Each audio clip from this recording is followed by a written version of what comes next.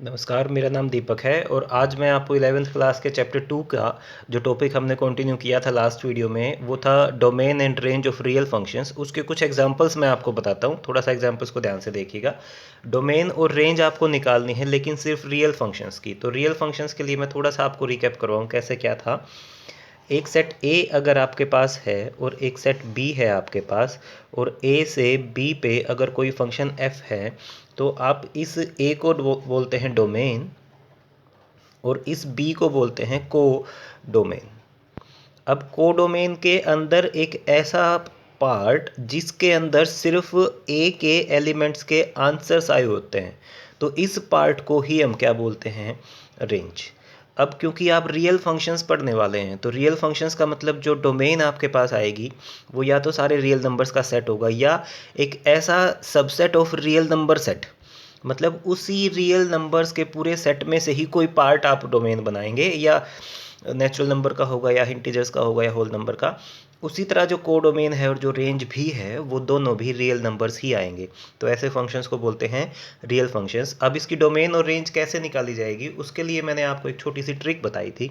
Trick ये है कि आपको ये सोचना है कि किन दो कंडीशंस में या किन किन कंडीशंस में कोई नंबर आप उसको रियल नहीं कह सकते। जैसे एक एग्जांपल मैं लिख रहा हूँ, जैसे 2/0 है या -3/0 है या जनरली a/0 है।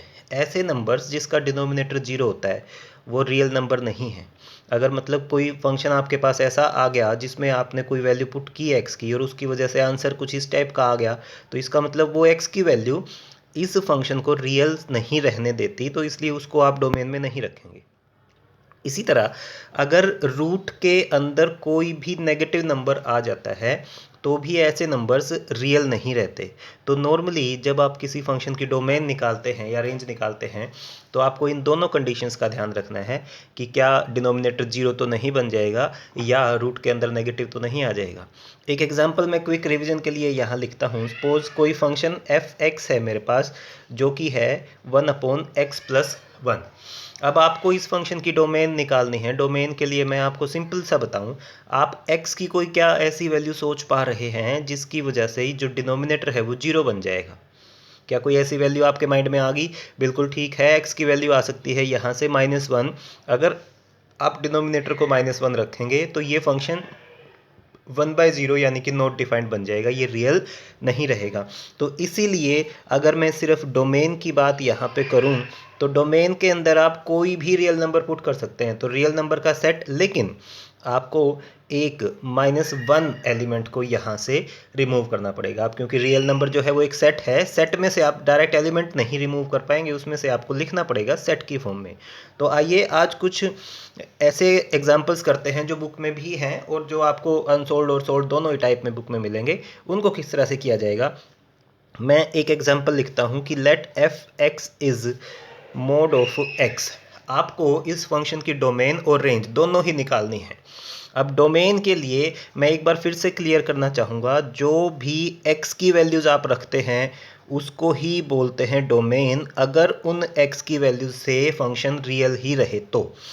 और जो भी आंसर्स आते हैं, आंसर्स का मतलब होता है वैल्यूज़ ऑफ एफ एक्स, उसको आप बोलते हैं रेंज। तो आपने अगर सिंपल लैंग्वेज में मैं बोलूँ तो आपको x की हर पॉसिबल वैल्यू और एफ एक्स का हर पॉसिबल आंसर आपको निकालना है। x की वैल्यू को डोमेन और एफ एक्स की वैल्यूज़ को हम रेंज कहेंगे। तो डोमेन के लिए मैंने ऐसे शुरू किया, सपोज कि भाई डोमेन मैं निकालना चाह रहा हूँ।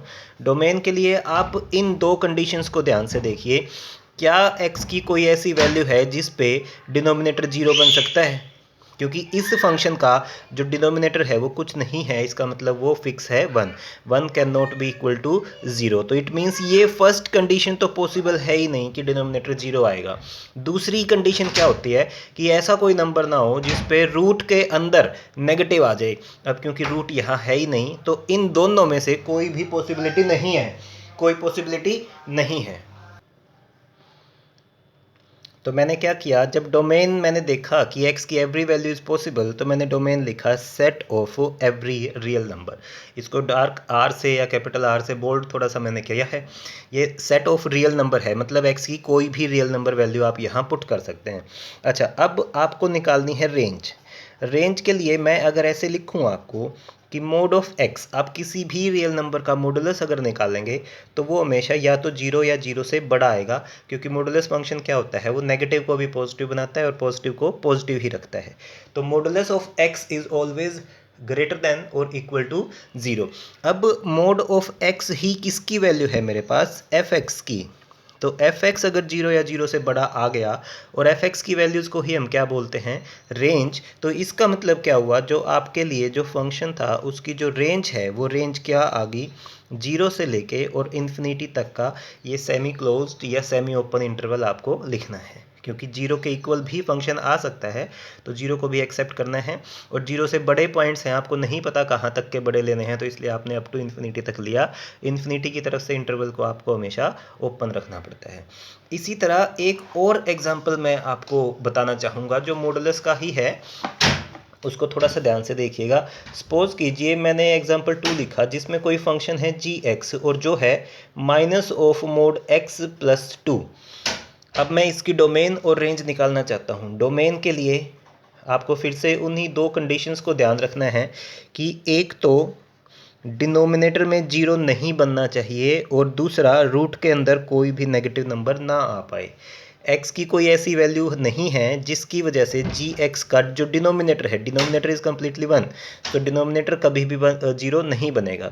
उसी तरह रूट फंक्शन में है ही नहीं, तो रूट के अंदर नेगेटिव आने का क्वेश्चन ही अराइज नहीं होता। तो इसलिए डोमेन आपकी क्या आ गई फिर से, set of all real numbers. अब to find the range, range निकालने के लिए जब मैंने यहाँ पे एक एग्जांपल लिखा, मैंने ऐसे लिखा कि मेरे को सिर्फ मोड x का पता है, दिस इज ग्रेटर देन और equal to zero for every real number x। अब क्योंकि फंक्शन की जो भी वैल्यूज आएंगी मीन्स जी एक्स की, वो रेंज बनेगी। तो जी एक्स में सिर्फ मोड x नहीं है, उसके आगे नेगेटिव भी है और प्लस 2 भी है। तो मैंने यहाँ सिस्टमेटिक वे से इसको दोनों तरफ पहले माइनस से मल्टीप्लाई करा। अब ये आपको पता है कि अगर इनइक्वालिटी को आप माइनस से मल्टीप्लाई करेंगे तो उसका साइन चेंज हो जाएगा। तो अब जो पहले ग्रेटर देन इक्वल टू था पॉजिटिव मोड एक्स, अब वो नेगेटिव ऑफ मोड एक्स आ गया लेस देन और इक्वल टू जीरो। अगले स्टेप में मैंने लिखा कि minus of mode x and plus 2, ये 2 कहाँ से आया, जो फंक्शन की डेफिनेशन में था, मैंने वही एज इट इज़ बनाने की कोशिश की, is less than equal to. अगर यहाँ इस तरफ आपने 2 ऐड किया है तो इस तरफ भी 2 ऐड होएगा और ये 0 प्लस 2 बन गया। इसका मतलब ये पूरी की पूरी चीज़ क्या बन गई, function G X and is less than and equal to 2। मतलब जो फंक्शन में x पुट करने से आंसर आने वाला है वो या तो 2 होगा या 2 से लेस रहेगा हमेशा। तो इसका मतलब क्या हुआ कि जो रेंज है फंक्शन की वो क्या बन गई, 2 से छोटी या 2 तक और माइनस इन्फिनिटी से लेके 2 तक। तो ये आ गई आपकी इस फंक्शन की रेंज। अब ये सिंपल फंक्शंस थे जिसमें आपने मॉडुलस दे रखा था। अब कुछ ऐसे भी सम्स होते हैं जो मॉडुलस वाले नहीं हैं, जो रूट के अंदर वाले आएंगे। मैं एक एग्जांपल यहाँ से ऐसे लिखता हूँ, एग्जांपल थर्ड मान लो मैं आपको एक्सप्लेन करना चाहूँ। कोई फंक्शन है एच एक्स। अब एच एक्स फंक्शन की जो डेफिनेशन है वो आप ध्यान से देखिएगा, ये है x माइनस वन। अब मैं इस फंक्शन की डोमेन और रेंज निकालना चाह रहा हूँ। डोमेन के लिए आपको देखना है कि या तो डिनोमिनेटर जीरो बनता हो, ऐसे पॉइंट को आपको अवॉइड करना है, या रूट के अंदर नेगेटिव आता हो। डिनोमिनेटर जीरो इसका नहीं बन सकता क्योंकि डिनोमिनेटर वन है। हाँ, रूट इसमें आ गया। तो अब आपको ऐसे लिखना है कि टू फाइंड डोमेन लेट जो भी नंबर है आपके पास रूट के अंदर, वो नेगेटिव अगर आ गया तो नंबर रियल नहीं रहेगा, इसलिए आपने उस रूट के अंदर वाले जो पूरा अमाउंट है उसको ही या तो जीरो या जीरो से बड़ा ही रखना है। तो इसका मतलब x is greater than equal to 1, और x की वैल्यूज़ को ही हम क्या बोलते हैं, डोमेन। तो इसका मतलब जो आपकी डोमेन है इस बारी वो आ गई 1 से लेके और इन्फिनिटी तक का सेमी क्लोज इंटरवल। अब देखिए इसकी रेंज कैसे निकालेंगे हम, कि टू फाइंड रेंज। अब यहाँ पे थोड़ा सा ध्यान से देखिएगा, रेंज एक्चुअल में किसकी वैल्यू को बोलेंगे, एच एक्स की। तो मैंने लिखा let Y is equal to under the root X minus one. इसको मैंने वाई लेट कर लिया, एक्चुअल में ये क्या चीज़ है, एच एक्स, क्योंकि root X minus one H X था, उसी को मैंने वाई लेट किया। इट मीन्स वाई की वैल्यू को ही आपने रेंज बोलना है। तो इसका मतलब अब मैंने यहाँ स्क्वायर किया, मैं एक्स की value in terms of Y निकालना चाहता हूँ, तो ये वाई स्क्वायर इक्वल आ गया एक्स स्क्वायर माइनस वन। यहाँ से माइनस वन इधर आ गया और मेरे पास कंडीशन बच गई कि X square is Y square plus one. इसका मतलब x की वैल्यू आ गई plus minus under the root Y square plus 1। अब इस स्टेप को थोड़ा सा आपको सभी को ध्यान से देखना है। आपने जो कंडीशन यहाँ इस x के लिए सोची थी कि डिनोमिनेटर 0 ना बने और रूट के अंदर नेगेटिव ना आए, वही कंडीशन यहाँ y के लिए सोचनी है। y में आप कोई भी पॉइंट पुट करें और उसका स्क्वायर करके +1 अगर करेंगे तो ये रूट के अंदर वाली टर्म हमेशा ही 0 या 0 से बड़ी ही आएगी। ये 0 भी नहीं आएगी, इनफैक्ट ये पॉजिटिव आएगी। और डिनोमिनेटर इसका 1 है तो नॉट इक्वल टू 0 है, तो इट मीन्स आप y की कोई भी वैल्यू यहाँ पे पुट कर सकते हैं, उसकी वजह से x डिफाइंड बना रहेगा। अब अगर y रियल है, इसको मैंने कंडीशन 2 माना है, और जो लेट आपने करा था उसको मैंने कंडीशन 1 मान लिया। आप इन दोनों y को एक बार साथ के साथ कंपेयर कीजिए। मैं इसको एक बार ग्राफिकली शो करता हूँ। ये है मेरे पास रियल नंबर लाइन जो कि होती है -∞ से +∞ तक। फर्स्ट कंडीशन में y था अंडर रूट x माइनस 1, क्योंकि इस एक्सप्रेशन के आगे कोई साइन नहीं है प्लस का या माइनस का, तो इसका मतलब ये पॉजिटिव आंसर ही देगा। मतलब इसका आंसर है 0 से लेके और इन्फिनिटी तक। जो y का दूसरा जो एक्सप्रेशन आपके पास आया है y बिलोंग्स टू r, मतलब वो -∞ से +∞ तक आ सकता है। तो अब 1 और 2 को अगर आप कंबाइन कर रहे हैं तो कॉमन पार्ट देखिए आपके पास क्या आ गया। कॉमन पार्ट आपके पास आ गया 0 से लेके इन्फिनिटी तक। तो इसका मतलब आप ऐसे लिखेंगे कि from equation 1 and 2 range is equal to 0 to infinity. Infinity की तरफ से हमेशा ही ओपन इंटरवल होता है। 0 एक्सेप्टेबल है अगर, क्योंकि वैल्यू इसकी 0 आ सकती है। जब x को आपने 1 रखा तो y 0 आएगा, तो इसलिए 0 को आपको एक्सेप्ट करना है। चलिए अब एक एग्जांपल और इसका ही करते हैं डोमेन और रेंज निकालने के लिए। सपोज आपके पास फंक्शन f(x) है 9 - x² अंडर द रूट, इसकी आपको डोमेन और रेंज निकालनी है। तो अब जैसे प्रॉपरली मैं आपको पूरा सम बता रहा हूँ पिछले 2 एग्जाम्पल से, और जैसा आपको एग्जाम में लिखना भी है। तो सबसे पहले आप ऐसे लिखेंगे कि टू फाइंड डोमेन लेट, जो कुछ भी रूट के अंदर है, क्योंकि आपको रूट के अंदर नेगेटिव नहीं आने देना है, तो let 9 - x² is greater than equal to 0।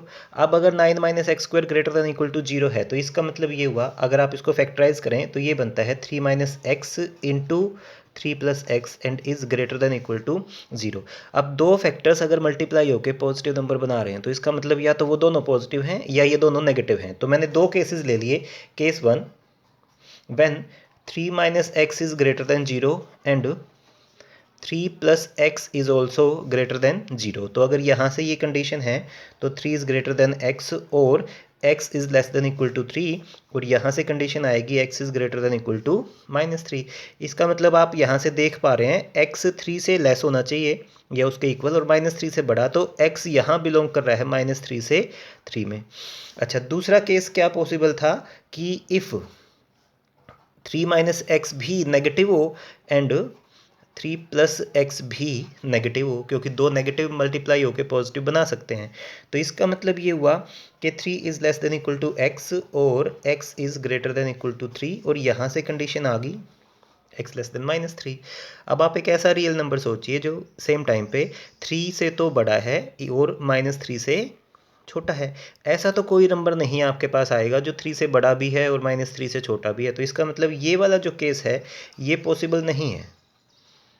मतलब ये दोनों फैक्टर्स लेस देन 0 पॉसिबल नहीं है। तो इसका मतलब अगर आपको इस कंडीशन को 0 से ग्रेटर देन ही रखना था तो आपके पास x की क्या वैल्यू आ गई, -3 से 3। इसका मतलब क्या हुआ आपके पास कि जो डोमेन है, डोमेन मेरे पास आ गई -3 से 3। मतलब आप इस नंबर को रियल रखने के लिए x की वैल्यू मिनिमम -3 और मैक्सिमम 3 ही रख सकते हैं। अदरवाइज़ इसकी वैल्यू जो है वो रूट के अंदर नेगेटिव बनने की वजह से इमेजनरी नंबर आ जाएगा, ये रियल फंक्शन नहीं रहेगा। अब इसकी निकालते हैं रेंज।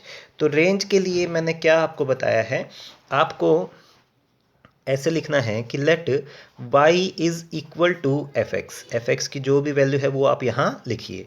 अब यहाँ से आपको x की वैल्यू निकालनी है इन टर्म्स ऑफ y, x की value in terms of y। तो ये बन गया y² इक्वल टू 9 - x², और x² is equal to 9 - y², यानी कि x is equal to plus minus under the root 9 - y²। अब जो लेट आपने करा है उसको मैंने इक्वेशन नंबर 1, और जो अब अगले स्टेप जो आएगा उसको हम इक्वेशन नंबर 2 मानेंगे। तो अब आप यहाँ से ये देखिए, जो कंडीशन आपने स्टार्टिंग में यहाँ से x के लिए निकाली थी कि अगर ऐसा कोई रूट है तो वो डिफाइंड या रियल बना रहेगा, उसके लिए x पे क्या कंडीशन है, वो थी कि वो x बिलोंग करेगा -3 से 3 पे। अब वो सेम कंडीशन y के प्लेस पे सिर्फ x के प्लेस पे सिर्फ कौन आ गया, y। तो इसका मतलब y will also belong to -3 to 3। अब ये है कंडीशन नंबर 2। अब आप इक्वेशन 1 और 2 को थोड़ा सा ध्यान से देखिए। 1 में जो y आपने लेट किया है उस एक्सप्रेशन के बाहर कोई साइन ना होने की वजह से वो सिर्फ पॉजिटिव आंसर देगा, और इक्वेशन नंबर 2 में y है -3 से 3 पे। तो अगर मैं इसको एक बारी के लिए ड्रॉ भी करता हूँ, ये 3 है, ये 0 है और ये -3 है। तो इक्वेशन नंबर 1 जो है वो इसको कन्वर्ट कर रही है सिर्फ पॉजिटिव में। वैल्यू अगर x को आपने 3 पुट कर दिया या -3 पुट कर दिया तो टोटल आंसर आ जाएगा 0। तो इसका मतलब 0 से लेके और पॉजिटिव कोई भी आंसर आपका आ सकता है इन्फिनिटी तक। और जो इक्वेशन नंबर 2 है वो इसको कंस्ट्रक्ट जो रेस्ट्रिक्ट कर रही है सिर्फ -3 से लेके +3 तक। तो अब अगर फर्स्ट और 2 को आप कंबाइन करते हैं तो कॉमन पोर्शन आपके पास क्या आ गया, 0 से लेके 3 तक का। तो इसीलिए जो इस फंक्शन की रेंज है वो आपके पास आएगी सिर्फ 0 से 3 तक। तो दोस्तों ये कुछ रियल फंक्शंस के एग्जांपल थे जिसकी डोमेन और रेंज मैंने निकाली। वीडियो को ध्यान से देखने के लिए बहुत बहुत धन्यवाद।